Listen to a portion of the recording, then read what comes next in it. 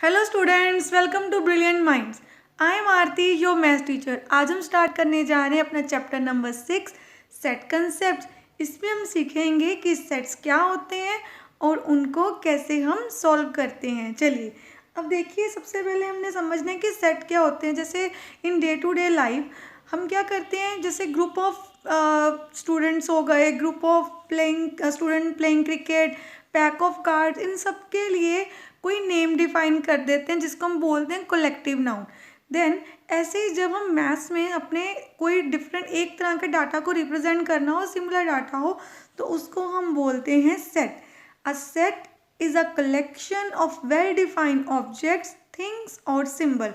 उसमें थिंग्स हो सकती हैं, ऑब्जेक्ट, सिंबल, नंबर सब हो सकते हैं। फॉर एग्जाम्पल, अगर हम कहें कि एक सेट है जिसमें नंबर्स हैं नेचुरल नंबर लेस देन 10, तो अगर मैं आपको बोलूं कि आपको किसी सेट में रिप्रेजेंट करने हैं नेचुरल नंबर लेस देन 10, तो आप क्या करोगे, 1 से लेके 9 तक नंबर्स लिख दोगे। जब उन नंबर्स को हमने लिख दिया तो हमने उसको रिप्रेजेंट कर दिया। अब सेट को रिप्रेजेंट करने के डिफरेंट वेज होते हैं। पहले हम थोड़ी बेसिक इंट्रोडक्शन चैप्टर के बारे में समझ लेते हैं, देन स्टार्ट करते हैं अपनी एक्सरसाइज। अब सबसे पहले हमें देखना है एलिमेंट ऑफ अ सेट क्या होता है। एलिमेंट ऑफ सेट मीन्स कि जब हम एक सेट लिखते हैं उसके बीच में जो, फॉर एग्जांपल यहाँ देखिए, यहाँ पे सेट ए दिया हुआ है 5, 10, 12, 15। ये जो 4 के 4 हमें डिजिट्स दिख रहे हैं, ये सारे के सारे नंबर्स आपके सेट ए के एलिमेंट्स हैं।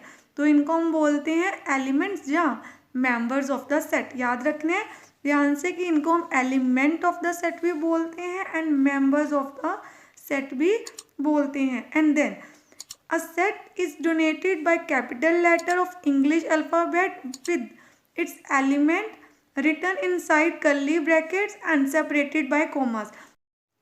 अब यहाँ पे हम देख रहे हैं सेट ए। तो सेट ए जब भी आप रिप्रेजेंट करेंगे तो ये जो हमारे अल्फ़ाबेट्स होंगे, लेटर्स, ये आपको हमेशा क्या रखने हैं, कैपिटल। सेट के अंदर आपके नंबर्स भी हो सकते हैं, अल्फ़ाबेट्स भी हो सकते हैं, और उनको हर एलिमेंट को आपको कोमा के साथ सेपरेट करना है और ऑलवेज इनको रखना है कर्ली ब्रैकेट में। चलिए अब इन दोनों सिंबल्स को भी हम अंडरस्टैंड कर लेते हैं। ये सिंबल रिप्रेजेंट करता है बिलोंग्स टू। इट मीन्स अगर ये सिंबल कहीं लिखा है, देखिए जैसे यहाँ पे सबसे पहले एक एग्जांपल लेते हैं। सेट पी की ये एलिमेंट्स हैं 3, 6, 8, 13 एंड 18। इट मीन्स ये सिंबल हमें क्या रिप्रेजेंट कर रहा है कि जो 3 नंबर है वो belongs to P. Means 3 number set P में है, जहाँ 3 is the member of set P, element of set P भी बोल सकते हैं। तो ये जो सिंबल रिप्रेजेंट करता है इसका मतलब होता है belongs to, is an element of. अगर मुझे बताना हो कि हम ऐसे भी बोल सकते हो 3 is the element of P, और हम ऐसे भी बोल सकते हैं 3 is a member of P और 3 बिलोंग्स टू पी। तीनों वे से हम इसको बोल सकते हैं। और इस सिंबल का रिप्रेजेंट होता है नॉट बिलोंग्स टू, मतलब उसको बिलोंग नहीं कर रहा, does not belong to, is not a element of and is not a member of. It means देखिए यहाँ पे कोई 5 नहीं है, तो 5 is not a member of set P, 5 is not an element of set P and 5 does not belong to P. Then हमने ये अच्छे से अंडरस्टैंड कर लिया। अब आपने क्या देखना है कि आपको समझ आ गया कि हमारा सेट क्या होता है। सेट को हम कर्ली ब्रैकेट्स में लिखते हैं और सारे एलिमेंट्स में कोमास लगाने होते हैं। अब एक और इम्पॉर्टेंट थिंग कि जब भी आप अपने सेट को लिखेंगे, देखिए वो आपके सेट के बीच में ए बी सी डी है, तो इनका ऑर्डर कुछ भी हो सकता है। ये नहीं कंपल्सरी कि आपको ए को ही पहले लिखना है। कोई भी नंबर्स हैं आप उसको किसी भी ऑर्डर में लिख सकते हो, B D A C P D A, कोई भी ऑर्डर आप चूज़ कर सकते हो। एंड वेरी इंपॉर्टेंट, जैसे ये हमने किया है, एक और इम्पॉर्टेंट पॉइंट है वो ये, फॉर एग्जांपल हमारे पास एक वर्ड है या जैसे क्रुक है, तो अगर यहाँ पे कोई भी अल्फ़ाबेट आपका रिपीट हो रहा है, तो जब आप उसको सेट में लिखेंगे तो आपको सिंगल टाइम ही लिखना है। अगर 2, 3, 4 टाइम्स भी एक अल्फ़ाबेट आ रहा है तो आपको उतने टाइम्स वहाँ पे नहीं लिखना, ओनली वन टाइम आपको लिखना है। अब हम देखते हैं सेट को हम कैसे रिप्रेजेंट कर सकते हैं। सेट को हम रिप्रेजेंट कर सकते हैं डिफरेंट मेथड से। जैसे फर्स्ट है आपका डिस्क्रिप्शन मेथड, जिसमें हम पूरी डिस्क्रिप्शन देनी होती है अपने सेट के बारे में। देन टेबुलर और roasted method and set builder और रूल मेथड। अब इनको हम समझ भी लेंगे जैसे हमने क्वेश्चंस करेंगे कि कैसे इन मेथड्स में हम सेट को रिप्रेजेंट करते हैं। अब हम स्टार्ट करते हैं अपनी एक्सरसाइज 6A क्वेश्चन नंबर 1 से। चलिए अब सबसे पहले यहाँ पे देखिए फर्स्ट क्वेश्चन क्या है हमारा, फाइंड वेदर और note each of the following collection represent a set. अब हमें देखना है कि नीचे जो उन्होंने हमें ऑप्शंस दिए हैं, इतने सारे जो पार्ट्स दिए हैं, इनमें जो भी हमें ये इंफॉर्मेशन दी है वो किसी सेट को रिप्रेजेंट कर सकती है या नहीं। देखिए फर्स्ट क्या है, the collection of good students in your school. अब हमने स्टार्टिंग में क्या पढ़ा था कि सेट क्या होता है, वेल डिफाइंड, कि सेट में जो एलिमेंट्स होते हैं वो वेल डिफाइंड हो सकते हैं, उनको डिफाइन किया जा सकता है। अगर कोई हमसे पूछे the collection of good student in your school, तो हम नहीं बता पाएंगे कि गुड स्टूडेंट कौन से हैं। देखिए जो चीज़ को एग्जैक्टली हम रिप्रेजेंट ना कर पाएँ, किसी पॉइंट में किसी बच्चे का बिहेवियर ठीक हो सकता है और किसी पॉइंट पे रॉन्ग, और कोई किसी को गुड, किसी के पॉइंट ऑफ व्यू से कोई पर्सन गुड है और किसी के पॉइंट ऑफ व्यू से कोई पर्सन उस पॉइंट पे, किसी एक पर्टिकुलर पॉइंट पे कुछ अगर मिस्टेक हुई हो तो वहाँ पे उसको गुड नहीं लगेगा। तो इस चीज़ को हम रिप्रेजेंट नहीं कर सकते, तो it means it is not a set. तो आप लिख देंगे यहाँ पे कि it is not a set as it not a well defined. Then the collection of numbers between 30 to 45, ये तो हम इजिली लिख सकते हैं, हमें पता है 30 से 45 के बीच में कौन से नंबर है, तो yes it is a set, आपने लिख देना it is a set.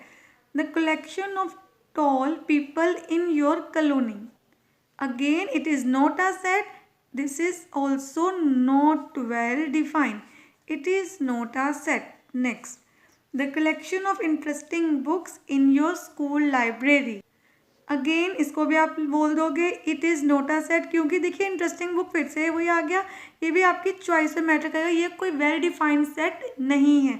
The collection of books in the library and are of your interest, अब यहाँ पे क्या आ गया, लाइब्रेरी की वो बुक्स जो आपके इंटरेस्ट की हैं, और आपका इंटरेस्ट तो आप बता सकते हो कि आपका इंटरेस्ट क्या है, तो yes it is a set. तो आप अपने इंटरेस्ट की बुक्स को लाइब्रेरी में से बता सकते हो, ये वेल डिफाइंड है।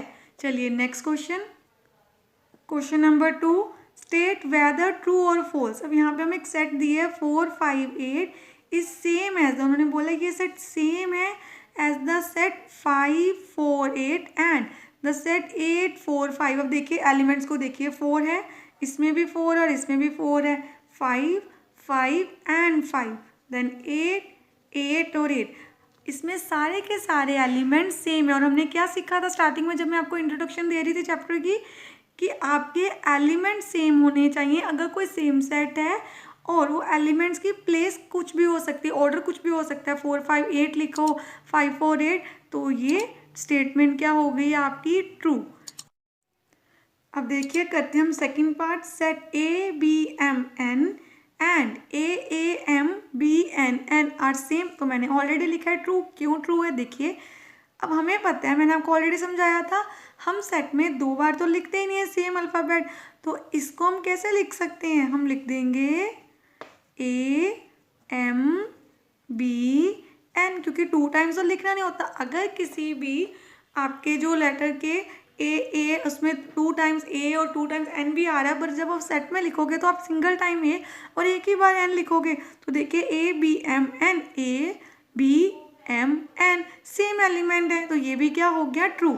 अब यहाँ पे देखिए, अब यहाँ पे देखिए, set of letters in the word Suchismita is this, तो हमने देखना है कि ये करेक्ट है कि नहीं। यहाँ पे एस भी यूज हुआ है, यू भी आया है, then C, then H I, क्योंकि एस हमने एक ही बार लिखना था, हमने ऑलरेडी लिख लिया, देन एम, आई भी एक ही बार लिखना था, लिख लिया हुआ है, टी एंड ए सारे के सारे यूज हुए हैं, तो ये भी क्या हो गई आपकी स्टेटमेंट ट्रू।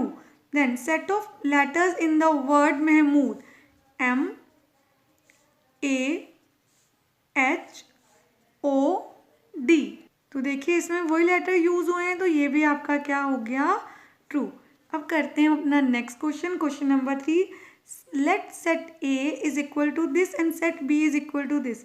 अब ये हमारे पास सेट ए के एलिमेंट दिए हुए हैं 4 और सेट बी के भी 4 एलिमेंट्स हमारे पास गिवन है। अब हमें बताना है insert the symbol this and this to make each of the following true. अब 6 बिलोंग करता है ए को कि नहीं। 6 में जो सेट ए है उसमें 6 आ रहा है, तो यहाँ पे हमने सिंबल बना दिया बिलोंग्स टू। ये कौन सा सिंबल होता है? बिलोंग्स टू, ये जो हमने बनाया है। देन अब 10 है बी में नो, तो हम नॉट बिलोंग टू का, ये देखिए ये इसका एलिमेंट नहीं है, तो हमें ये वाला सिंबल बनाना है। ये क्या रिप्रेजेंट करता है? Does not belong. अब यहाँ पे क्या 18 है बी में? यस, तो बिलोंग्स टू का सिंबल बना देते हैं। देन अब यहाँ पे देखिए सबसे पहले तो यहाँ पे क्या आ रहा है, इनको पहले प्लस करते हैं। तो 6 + 3 9 बताना है क्या बी का एलिमेंट है? यस, तो ये भी है element of 9 is the element of B. अब यहाँ पे माइनस करके क्या आ जाएगा? 6। तो आपको बताना है क्या 6 है बी का एलिमेंट? नो, तो हम यहाँ पे डज नॉट बिलोंग टू का साइन बना देंगे। और यहाँ पे 12 है ए का एलिमेंट? यस, तो बिलोंग्स टू का साइन बन जाएगा। यहाँ पे ऐड करके 14 आ गया। अब देखिए 14 है नहीं, तो यहाँ पे हमारा ये सिंबल आ जाएगा। और यहाँ पे 8 6 एंड 8 दोनों ही पूछे हैं, क्या वो ए के एलिमेंट हैं? तो 6 एंड 8 दोनों ही ए के एलिमेंट है, तो यहाँ भी आपका बिलोंग्स टू का साइन आ जाएगा। अब आज हमने अपने एक्सरसाइज 6 से क्वेश्चन नंबर 1 2 3 तीनों क्वेश्चन अच्छे से कंप्लीट कर लिए हैं, जिसमें हमने इस वीडियो में हमने बेसिक इंट्रोडक्शन की है। अभी हमने और कंसेप्ट्स भी समझने हैं। जब हम क्वेश्चन नंबर 4 स्टार्ट करेंगे अपने नेक्स्ट वीडियो में, तो उससे पहले हम कुछ बेसिक कंसेप्ट्स और सीखेंगे। चलिए, आई होप आपको इतना अच्छे समझ आ गया होगा। मिलते हैं नेक्स्ट वीडियो में। अगर आपको वीडियो अच्छी लगी तो please like share subscribe and press the bell icon, जिससे आपके पास न्यू वीडियोज़ की भी नोटिफिकेशन टाइमली आती रहे। Thank you for watching.